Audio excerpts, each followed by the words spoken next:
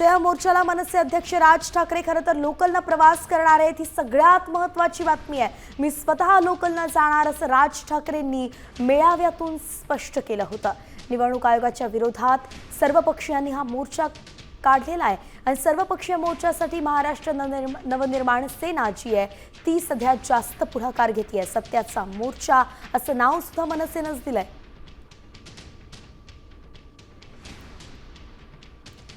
तर थेट राज ठाकरे यांचं निवासस्थान शिवतीर्थ या ठिकाणाहून आपल्यासोबत जोडल्या गेल्या आहेत आमच्या प्रतिनिधी वैदेही काणेकर।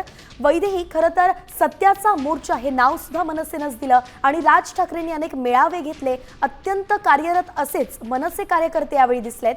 सध्या नेमकं शिवतीर्थावरती कशा पद्धतीने तयारी सुरू आहे? कार्यकर्ते त्या ठिकाणी येत आहेत का किंवा इतर पदाधिकारी येत आहेत का राज ठाकरेंची भेट घेण्यासाठी?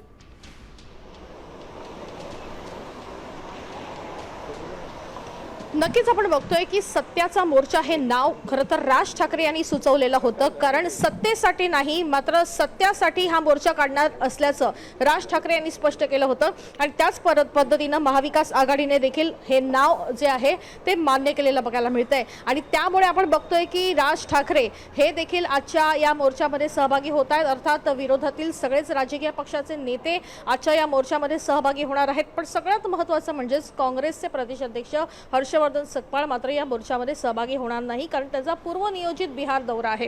त्याच्यामुळे एकूण जर बघितलं तर सगळेच राजकीय पक्षाचे नेते जे महाराष्ट्रातले प्रमुख नेते आहेत, विरोधातले नेते आहेत, ते आजच्या या मोर्चामध्ये सहभागी होणार आहेत आणि आजच्या या मोर्चामधून ज्या पद्धतीनं निवडणूक आयोगाचा कारभार आहे, ज्या पद्धतीनं प्रभाग रचना करण्यात आलेली आहे, दोबार मतदार यादी आहे, मतदार यादीतील दोष आहेत, या सगळ्या गोष्टीवर खरं तर अधोरेखित करून या सगळ्या गोष्टी अधोरेखित करून आजचा मोर्चा जो आहे तो या ठिकाणी काढण्यात येणार असल्याची माहिती मिळत आहे। मात्र आजच्या मोर्चामध्ये राज ठाकरे हे कधी सहभागी होतील या संदर्भात अर्थात सगळ्यांनाच प्रश्न उपस्थित होत आहेत। मी आता सध्या उभी आहे शिवतीर्थ या राज ठाकरे यांच्या निवासस्थानाबाहेर आणि आपण बघतोय की अजून राज ठाकरे जे आहेत ते आपल्या सध्या घरीच आहेत आणि काही वेळेतच राज ठाकरे या मोर्चासाठी रवाना होणार असल्याची माहिती मिळत आहे।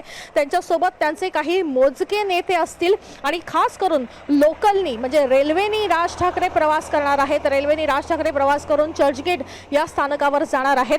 लोकांशी या प्रवासामध्ये लोकांशी स्वतः राज ठाकरे बोलणार असल्याची माहिती देखील मिळत आहे। त्याच्यामुळे सर्वसामान्यांसाठी असलेला हा मोर्चा आहे, सत्यासाठी असलेला हा मोर्चा आहे आणि यामध्ये कशा पद्धतीने सर्वसामान्यांनी सहभाग करणं गरजेचं आहे, सध्या निवडणूक आयोगाची काय नेमकी परिस्थिती आहे हे लोकांपर्यंत पोहोचणं गरजेचं आहे आणि यासाठी हा मोर्चा पाहिलं तर राज ठाकरे सगळ्यांना आवाहन करतायत आणि त्याचनुसार लोकलनं जाणं हे देखील एक प्रतिकात्मक उदाहरण म्हणून आपण पाहू शकतो की कशा पद्धतीने जास्तीत जास्त लोकांपर्यंत स्वतः पोहोचण्याचा प्रयत्न ते करतायत, संवाद साधण्याचा प्रयत्न करतायत। 1 पर्यंत जमण्याचे सगळ्यांनी आवाहन केलेलं आहे। 2 पर्यंत मोर्चाला सुरुवात होईल, स्वतः राज ठाकरेंनी असं सांगितलं।